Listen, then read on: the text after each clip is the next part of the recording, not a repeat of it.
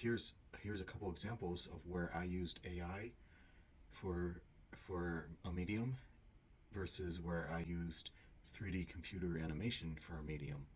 And I used them both, and I label which ones I used. Or at least I labeled AI when I used it. So this is my book, Dominick the Deinonychus. This took me 3 years because I had to model all the characters in 3D computer animation and come up with a story. And basically, I would just work on like the weekends because I have a full-time job. So it really would take me a lot quicker, but I put a lot of time and effort into this book, Dominick the Deinonychus. It's about Deinonychus and about my Uncle John, who discovered the Deinonychus. And I'll just open up a few pages here. So this is all, I have a 3D model of this character, Dominick the Deinonychus.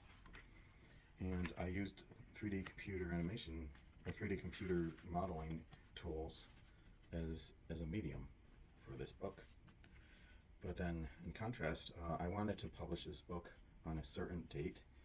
So as a practice, I made this quick AI book using AI for the story and for some of the images.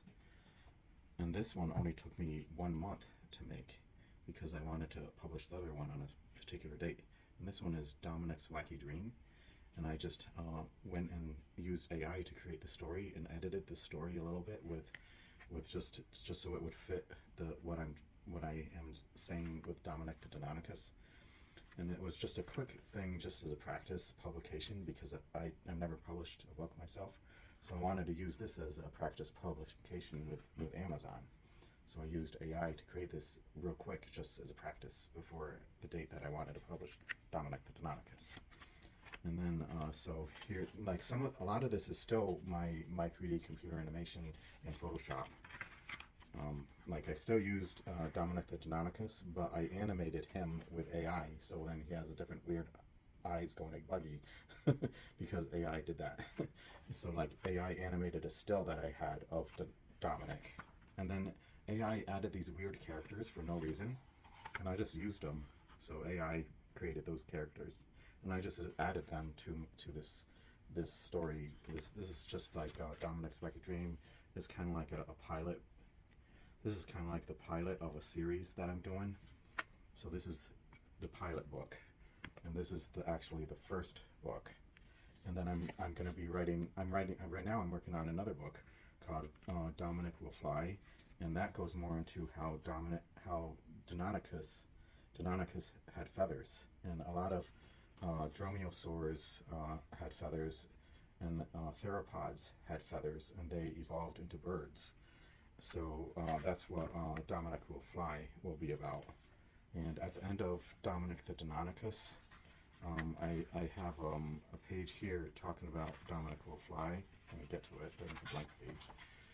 This is just showing that look, keep your eyes open for Dominick Will Fly, and it has Dominick flying with hawks. This is a 3D hawk that I modeled many years ago, like 15 years ago or so. So I added this 3D hawk, and with my Uncle John older. This is when my Uncle John was doing the research on dinosaurs with birds. Kind of like he went to China around this time and was researching this bird dinosaur in connection with the dromaeosaurs. All theropods are dinosaurs, or all theropods are birds. And let me get to the page where, here's a cool page. This is me and my twin brother when we were kids.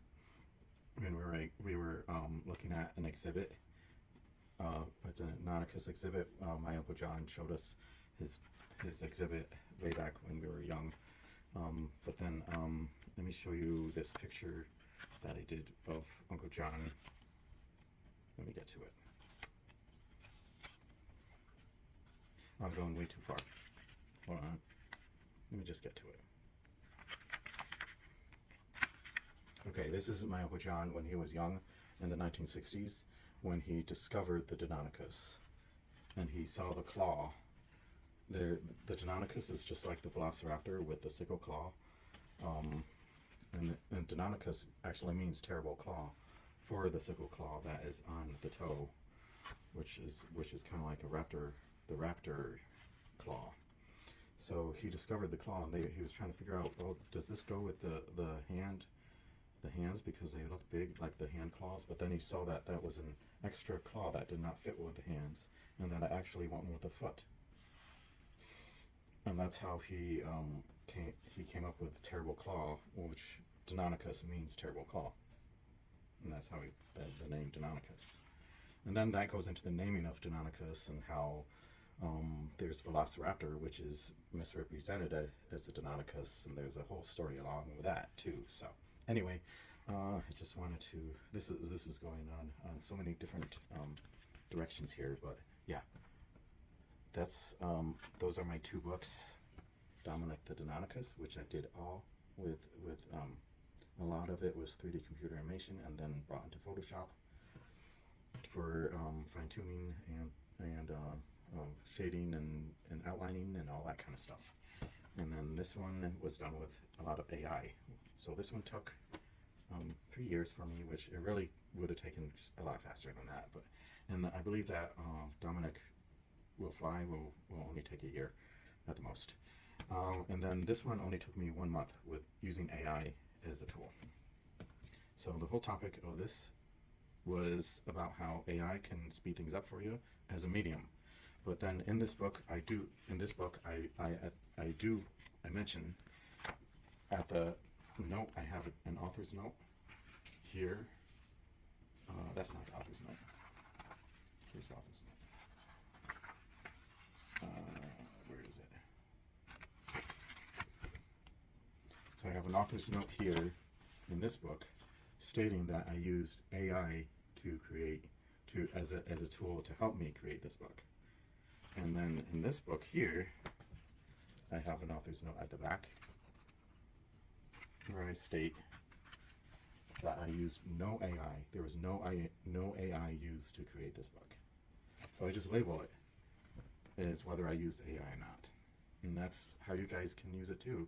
If you're creative artists and you're afraid of AI, and you think that AI is going to take away your creativity, just label whether you're using AI or not, and then that will show where the credits lay, whether it's all your.